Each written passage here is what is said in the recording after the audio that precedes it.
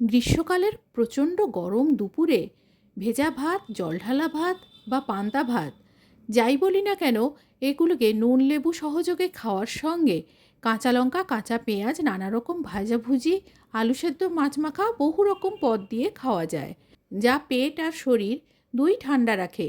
নমস্কার, আমি শ্রীপর্ণা। অমৃতকুম্ভ চ্যানেলে আপনাদের সবাইকে স্বাগত জানিয়ে আজকের রেসিপি শুরু করছি। আজকে আমার রেসিপি পান্তা ভাত, যা পাখালা বা পৈতা ভাত নামেও পরিচিত। এছাড়া থাকছে একটি ব্যাটারের রেসিপি, যা আপনারা নানা ধরনের মুচমুচে পকোড়ার জন্য ব্যবহার করতে পারেন। রেসিপিতে আসা যাক। প্রথমে আপনাদের আমি ব্যাটারটা তৈরি করে দেখাবো। সেজন্য নিয়েছি এখানে বেসন, আর নিয়ে নিচ্ছি চালের গুঁড়ি। বেসন আর চালের গুঁড়ির অনুপাত 4:1 হবে, মানে 4 চামচ বেসনের জন্য 1 চামচ চালের গুঁড়ো নেব। এবারে এতে পরিমাণ মতো নুন দিয়ে দিলাম, গুঁড়ো হলুদ দিয়ে দিচ্ছি, আর দিচ্ছি হাফ চামচ মতো জোয়ান। জোয়ানটা 2 হাতের তালুর মধ্যে আমি ডলে দিয়ে দিয়েছি। কিছুটা কালো জিরে দিচ্ছি, আর অল্প পরিমাণ ভাজা জিরে গুঁড়ো দিলাম। দিয়ে দিচ্ছি এর মধ্যে হাফ চামচ লঙ্কা গুঁড়ো। ভাজা মশলা, গরম মশলা এগুলোও ব্যবহার করা যায়, আমি আর এর মধ্যে কোনো মশলা দিচ্ছি না। আর দিচ্ছি এর মধ্যে হাফ চামচ বেকিং পাউডার। এবারে খুব অল্প পরিমাণ জল দিয়ে এটাকে মেশাতে থাকবো। প্রথমেই অনেকটা জল ব্যবহার করব না, অল্প অল্প জল দেব আর এটাকে মেশাতে থাকবো। তাহলে এর মধ্যে কোনো লাম্পস বা ডেলা আসবে না। প্রথমে অল্প জল দিয়ে মেশানোর পর আবারও একটু জল দিলাম, আবার মেশাতে থাকবো। এইভাবে বারে বারে অল্প অল্প জল দিয়ে মেশানোর পর যখন এরকম কনসিস্টেন্সি হয়ে যাবে, সমস্ত লাম্পস বা ডেলাগুলো চলে যাবে, তখন দিয়ে দেবো এর মধ্যে আর 1 চামচ জল। এবারে এই জলটা দিয়ে ভালো করে ফেটাতে থাকবো। ফেটানোর পর এরকম একটা পোরিং কনসিস্টেন্সি আসবে, তখন বুঝতে হবে ব্যাটারটা একেবারে রেডি হয়ে গেছে। এবারে এই ব্যাটারের মধ্যে আলু, বেগুন, ফুলকপি, কাঁচকলা, পেঁয়াজ, নানা রকম সবজি, বকফুল, কুমড়ো ফুল, ধনেপাতা, যা ইচ্ছে হয় যে কোনো কিছুই একটু ডুবিয়ে গরম তেলে এপিট ওপিট করে ভেজে নিলেই আপনার পকোড়া রেডি হয়ে যাবে।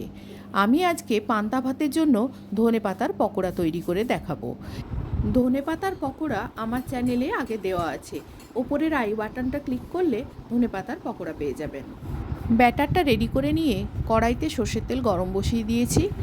তেলটা গরম হতে হতে কিছু ধনেপাতা ভালো করে ধুয়ে জল ঝরিয়ে রেখে দেওয়ার পর 7-8খানা তার মধ্যে থেকে ধনেপাতা এরকম মাথাগুলো এক জায়গায় করে নিয়ে ভালো করে ঝেড়ে জল শুকনো করে নিয়েছি। তারপর এগুলোকে এইভাবে একসঙ্গে নিয়ে ব্যাটারের মধ্যে ডুবিয়ে দিচ্ছি।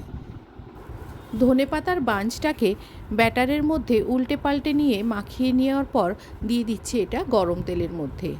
আপনারা ধনেপাতার পকোড়া ধনেপাতা কুচিয়েও এর মধ্যে বেসন দিয়ে করতে পারেন, তবে এই রকম একসাথে ধনেপাতার পকোড়া খেতে কিন্তু বেশি ভালো লাগে।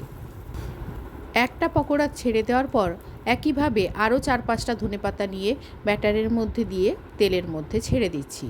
এইভাবে আমি পরপর 3টে জায়গা ছিল 3টে পকোড়া ভেজে নেওয়ার জন্য দিয়ে দিয়েছি।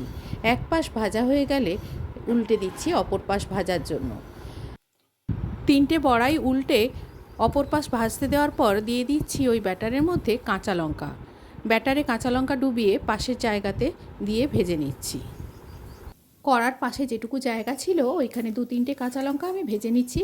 আর ইতিমধ্যে বড়াগুলো ভাজা হয়ে গেছে, একটা একটা করে বড়া তুলে নিয়ে একটা প্লেটে রেখে দিচ্ছি।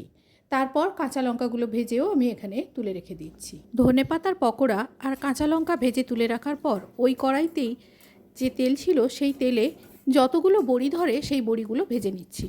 খাওয়ার জন্য এতগুলো বড়ি প্রয়োজন নেই, কিন্তু অনেকটাই তেল ছিল, তাই সমস্ত তেলে বড়িগুলো ভেজে তুলে রাখার পর ঠান্ডা হয়ে গেলে একটা টিফিন বক্সে করে রেখে দেবো। যে কোনো এয়ারটাইট বক্সে 5-6 দিন বড়ি ভাজাগুলো খুব ভালো থাকবে। আর এরপরে এগুলো যে কোনো তরকারিতে বা আলু সেদ্ধ মাখাতেও ব্যবহার করা যাবে। বড়ি মাখা আলু সেদ্ধ পান্তা ভাতের সাথে খুব ভালো যায়, তবে আজকে আমার পান্তা ভাতের সাথে আলু সেদ্ধ নেই। পান্তা ভাতের জন্য আলু ভেজে নেব। ভাজাভুজি হিসেবে আলু, বেগুন আর কুমড়ো ভাজবো। 2টো বেগুনের চাকা, 2টো ফালি কুমড়ো আর আলু গোল গোল করে কেটে নুন হলুদ মাখিয়ে নিয়ে আমি এর মধ্যে দিয়ে দিচ্ছি। যতগুলো ধরে ততগুলো আমি ভাজা চাপিয়ে দিচ্ছি। আলু বেগুন কুমড়ো দুটো করে ধরেছে। এবারে এগুলো ভাজা চাপিয়ে আমি ঢাকা দিয়ে দিচ্ছি যাতে তাড়াতাড়ি রান্নাটা হয়ে যায়। পরিবারের সদস্য সংখ্যা বেশি হলে সবগুলোই কিন্তু আলাদা আলাদা করে ভাজতে হবে। আমি পরিবেশন করার সুবিধার্থে 3 রকম ভাজা দেখিয়েছি। আপনারা যে কোনো এক ধরনের ভাজা তৈরি করতে পারেন। সবজিগুলোর এক পাশ ভাজা হয়ে গেলে উল্টে দিয়েছি অপর পাশ ভাজার জন্য, আর ইতিমধ্যে আলুও সেদ্ধ হয়ে গেছে। এবারে অন্য পাশ ভাজা হয়ে গেলে তুলে রেখে দিচ্ছি প্লেটের মধ্যে। 3টে ভাজা লঙ্কা, 3টে ধনেপাতার পকোড়া, ইতিমধ্যে আরও একটা কুমড়ো আর আলুর টুকরো দেওয়া গেছে, তাই সেগুলোও ভেজে নিয়েছি। সব ভাজাগুলো এক জায়গায় রেখে এবারে আমি ডিম ভাজাটা চাপিয়ে নিয়েছি। পেঁয়াজ কুচি কাঁচা লঙ্কা কুচি দিয়ে ডিমটাকে ফেটিয়ে কড়াইতে দিয়ে দিয়েছি, আর এক পাশ ভাজা হয়ে গেলে মুড়ে নিচ্ছি, তারপরে ডিম ভাজাটাও তুলে নিচ্ছি। ভাজাভুজি সেরে রেখে জল ঢালা ভাতে চলে এলাম।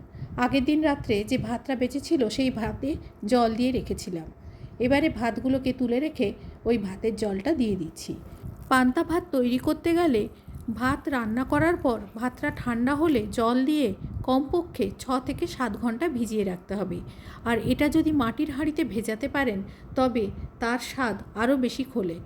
ভাতে জল দেওয়ার সময় খেয়াল রাখতে হবে ভাত যেন জলের মধ্যে পুরোপুরি ডুবে থাকে।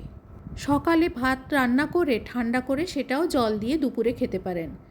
এবারে আমার এই পান্তা ভাতে নিয়ে নিচ্ছি প্রয়োজন মতো নুন।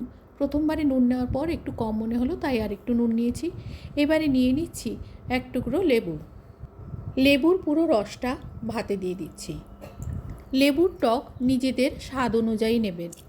আমি এতে আরও একটু লেবু ব্যবহার করেছি। ডিম ভাজা, বড়ি ভাজা, লঙ্কা ভাজা, ধনেপাতার পকোড়া, আলু ভাজা, বেগুন ভাজা, কুমড়ো ভাজা আর কাঁচা পেঁয়াজের 2টো ফালির সাথে একটা কাঁচা লঙ্কা নিয়ে আসন পেতে বাটিতে ভাত, লেবু, লঙ্কা নিয়ে এই ভাজাভুজির সাথে বসে গেলাম খেতে। অনেকেই আছেন যারা পান্তা ভাত আগে কখনো খাননি বা কিভাবে খেতে হয় সেটা জানেন না। শেষের অংশটা তাদের জন্য। ভাতে তো নুন লেবু দেওয়াই ছিল, এবারে এই জল থেকে ভাত তুলে মুখে দিতে হবে। তারপর পকোড়া, কাঁচা পেঁয়াজ, লঙ্কা যেটা খুশি দিয়ে ভাতটা শেষ করতে হবে। এইভাবে ভাতগুলো শেষ করে নেওয়ার পর জলটা চুমুক দিয়ে খেয়ে নিতে হবে। এইভাবেই আমরা জল ঢালা ভাত বা পান্তা ভাত খেয়ে থাকি। আজ এই পর্যন্ত। সবাই ভালো থাকবেন। ধন্যবাদ।